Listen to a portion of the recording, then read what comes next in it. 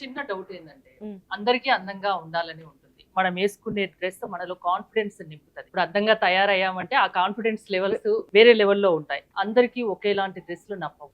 కొందరు షార్ట్ గా ఉంటారు, కొందరు హైట్ ఉంటారు, కొందరు లావ్ ఉంటారు. అంటే మీలాంటి డిజైనర్స్ అంటే ఏది సూట్ అవుతుంది అది ఇట్టే చెప్పేయగలరు కదా. ఎస్ ఎస్ యాక్చువల్గా చాలా మంది ఏమనుకుంటారంటే ఫ్యాషన్ డిజైనింగ్ అని అంటే ఒక టైలరింగ్ నేర్పించి పంపించేస్తారు అని అంటారు. డిజైనింగ్లో యాక్చువల్గా థియరీ సబ్జెక్ట్స్ చాలా ఉంటాయి.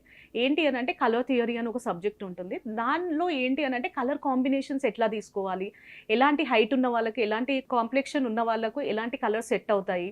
ఇప్పుడు థిన్గా ఉన్నారు, వాళ్ళని కొంచెం లావుగా చూపించాలంటే ఏ టైప్ ఆఫ్ లైన్స్ మనం యూస్ చేస్తే లావుగా కనిపిస్తారు. కొంతమంది లావుగా ఉంటారు, వాళ్ళని కొంచెం స్లిమ్గా కనిపించాలి అని అంటే ఎట్లాంటి నెక్ లైన్స్, ఇవన్నీ థియరీ సబ్జెక్ట్స్ అన్నీ కూడా మనకు ఫ్యాషన్ డిజైనింగ్ లో. ఫర్ ఎగ్జాంపుల్ నాలాంటి వాళ్ళకి ఎట్లా సెట్ అవుతుంది చెప్పండి.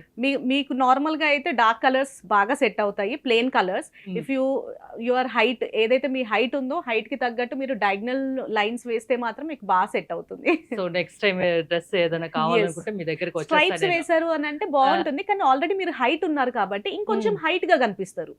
మీరు హారిజాంటల్ వేశారు అనుకోండి షార్ట్ కనిపిస్తారు. మీ హైట్ అండ్ వెయిట్ కి తగ్గట్టు మీరు diagonal lines, stripes, checks use చేస్తే బాగుంటుంది. అండ్ మోస్ట్లీ మీకు సెట్ అయ్యే colours, most colours any dark shades.